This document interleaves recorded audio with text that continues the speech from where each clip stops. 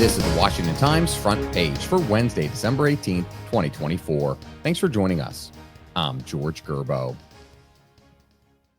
NCAA President Charlie Baker has urged Congress to ban player-specific prop bets in college athletics, saying it would protect players from harassment and the pressure of fixing games. Seth McLaughlin reports Baker testified to the Senate Judiciary Committee that a federal prohibition on bets on individual athletes would help address some of the challenges facing student athletes now that sports gambling is so prevalent. College athletes receive a barrage of online hate from bettors, Baker said, and of the soon-to-be 39 states that have legalized sports betting, 20 of them allow college prop bets.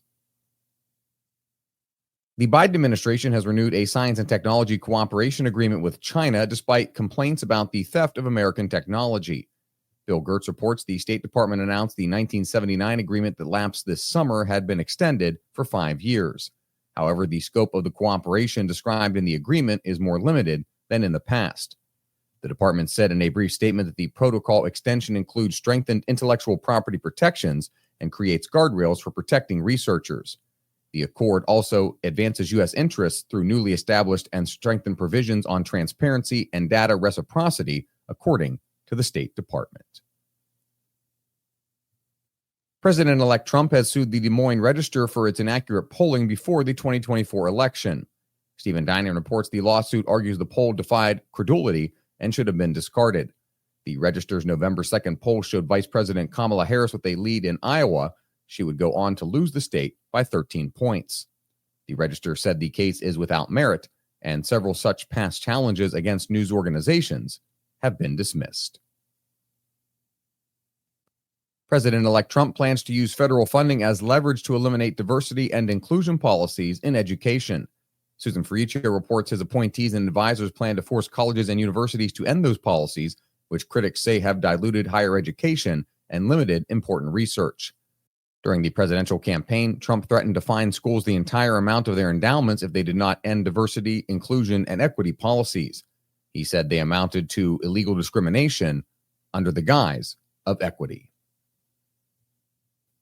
And finally, a doctor is being sued by a former patient who says she was fast-tracked into gender transition at age 14. Valerie Richardson reports Dr. Joanna Olson Kennedy of Children's Hospital Los Angeles oversaw the treatment of Kaya Clementine Breen. Doctors diagnosed gender dysphoria at age 12 during her first appointment in December 2016. Now 20, Breen has concluded she was never transgender and is suing the doctor and hospital. Find all today's front page stories at WashingtonTimes.com/front page or on the Washington Times app, and find us wherever you get your podcasts. You can also find us on social media at Wash Times for breaking news, sports, commentary, and more. For the Washington Times, I'm George Gerbo.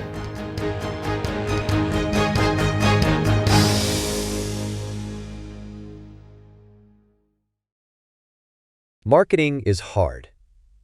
But I'll tell you a little secret. It doesn't have to be. Let me point something out. You're listening to a podcast right now, and it's great. You love the host. You seek it out and download it. You listen to it while driving, working out, cooking, even going to the bathroom. Podcasts are a pretty close companion. And this is a podcast ad. Did I get your attention? You can reach great listeners like yourself with podcast advertising from Libsyn Ads. Choose from hundreds of top podcasts offering host endorsements, or run a pre-produced ad like this one across thousands of shows to reach your target audience in their favorite podcasts with Libsyn Ads. Go to libsynads.com, that's LIBSYN, ads.com today.